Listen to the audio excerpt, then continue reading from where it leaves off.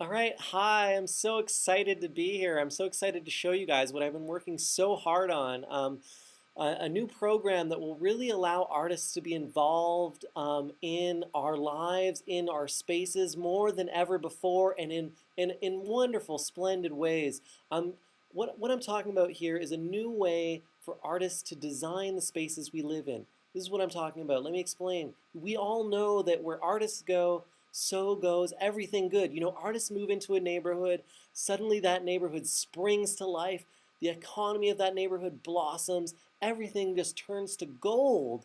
And so why not take that philosophy of of the artist as original influence, provocateur of excellence, and why not take that and apply it to everything? You know, give the artist the ability to actually almost like paint or express themselves in enormous scale. I'm talking cities, I'm talking islands, and that's what this program does. It allows the artists to actually plan the way they like to, in the most creative way possible, the spaces that we'll live in tomorrow, so that we can plan new communities that have the same vision we see in the classic artist neighborhoods of today. So let me show you what I'm talking about.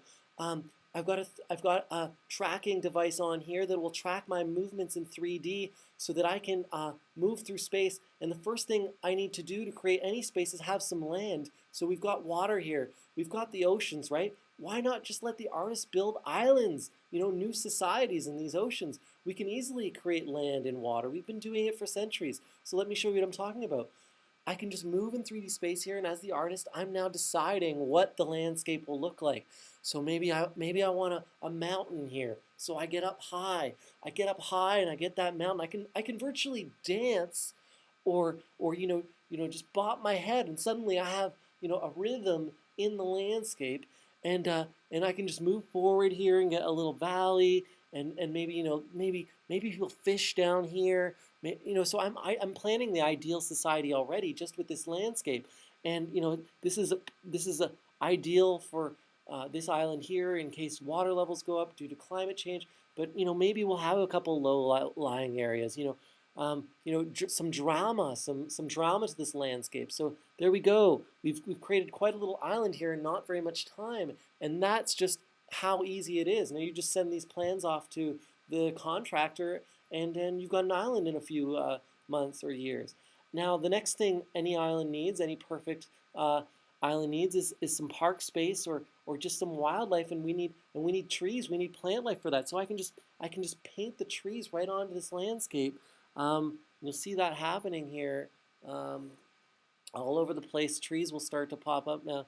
Come on there, trees. There we go. There we go. You know what? Yeah, there we go. So the trees, they don't always plant well on steep sections. So I'm just going to adjust this land right here, and that'll allow us to plant a few more trees. And there we go. Some trees in there. Just going to bring in a little bit more land, a little bit more land here, and that should do it. Just a little land over here, little land down there, and and now let's put in some more trees. And there we go. There we go. So just painting the trees right on the surface of of our landscape. Now we can't put down too many trees because it will become expensive to put houses on. So you know, this just sort of sprinkles the seeds around, and now we've got a nice little sort of forested, semi-forested island here. Um, I know that anyone would love to live on. I certainly would, and you know, maybe there's a dense area of trees down here, a perfect little spot for some time in the shade on a sunny day. Oh, wonderful. Okay, so there we go. We've got our island with some trees. Now we need some wildlife. Now, the easiest wildlife I can think of for an island is birds. You know, you just put some seeds out and then poof, there we go. Birds. We've got birds on our island. And now you're getting an idea for what a wonderful place this would be to live, right? Now, what's the next thing we need? We need people. We need people to live here.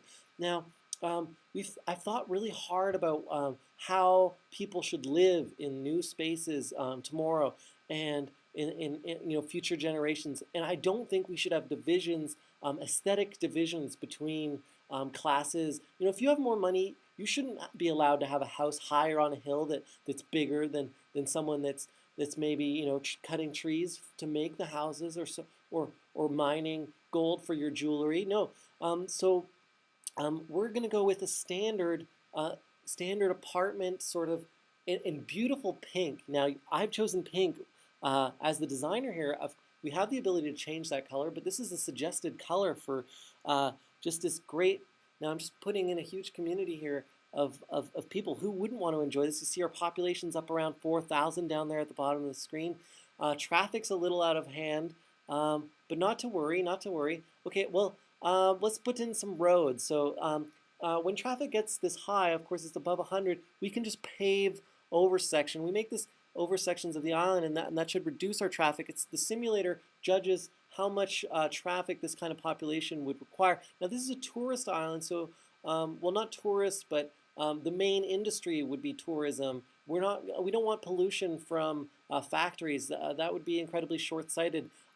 So the only congestion here would be from tourists. But looks like there we go. That's a pretty good traffic level. And for tourists, I guess we need a gallery, right? So we put in, or a museum. We've put in the ability to design a museum. So this becomes the ideal attraction for this type of place. And to do that, I'm just going to put a little more paving in here. Some parking that will hopefully the gallery goers will be able to use. Now let's put in that gallery I was talking about, and we do that quite simply. We choose the gallery tool, and then I just click a little button here, and should come up. There we go. And I'm going to choose an ideal spot for the gallery, maybe right here on the edge of the water, just a little bit over here though, maybe right here, maybe back here actually. Maybe let's just put it at the back of the island, and it's sort of like towering over things. Now, we also have the ability to change the shape of the gallery. At random, we can just go through many designs, as many designs as we want. And so I'm just going to choose a design that I feel is really dramatic. And who could stay away? Who could resist visiting? This is really destination architecture we're creating here. And I'm just going to keep going through these until I see one I like. And this just offers, you can print the blueprints right out of the program and have this gallery museum made. And oh, isn't that great? That's a good one. Made in only a few years. Now, at considerable expense. It seems that I wasn't paying attention to the simulator's judgment of how much money we'd be spending. So it seems that we're in debt. Now, it only says $4,902. That's actually $4,902 trillion. I didn't add the zeros because it would block my face in the interface. So, but that's a lot of money. So to pay for that, unfortunately, there's really only one way to do that quickly that we found anyway. And that's to add, there you go, a military silo that shoots missiles off and allows us to conquer sort of less ideal parts of the planet. And we can then go in there and take what we need to continue to build our society. So if I just launch a few missiles here, you see the simulator judges that an income, it depends. It's not always the same. You never know what country you're hitting. We just sort of send them off and we don't worry about it. And you shouldn't either, and the artists shouldn't have to worry about it. They should be allowed to be creative. And so this just allows them to make the easy decision and get their society back up above, back in the black. And there we are. We're already back in the black. Now, there is a danger in doing this. And that is that if you launch a few too many missiles, you might be upsetting the international community, of course, and the simulator takes this into account. And therefore, you might be attacked. And when that happens, what happens is we sort of allow that to be a celebration. You really want to allow the artist to push the limits, to get right up to the edge, so that we can plan the absolute perfect scenario. And then at that point, we can back off a little, but we shouldn't punish them. So the artist needs to feel rewarded for doing their best, for finding the ideal mix. And so at this point, I've probably launched a few too many missiles. and we might get attacked. And when we get attacked, we see the countdown. I'm just going to keep going here, and unfortunately, it means a sort of apocalypse, the end of our society.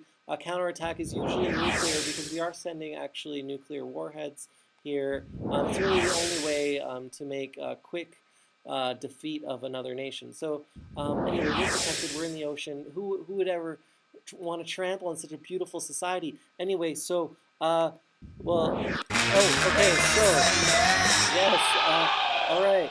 So as you can see here, we're in the apocalypse mode, and this is a chance for the artists to dance. They have 60 seconds to just enjoy what they achieved, and then their simulation resets, and they can just keep going until they get it right, you know. And we didn't get it right today, but we'll get it right tomorrow, and that's the beauty. That's what art's all about. So I'm just gonna close this out by letting you dance, and we can all dance together. We got 30 seconds. Let's go! Yes!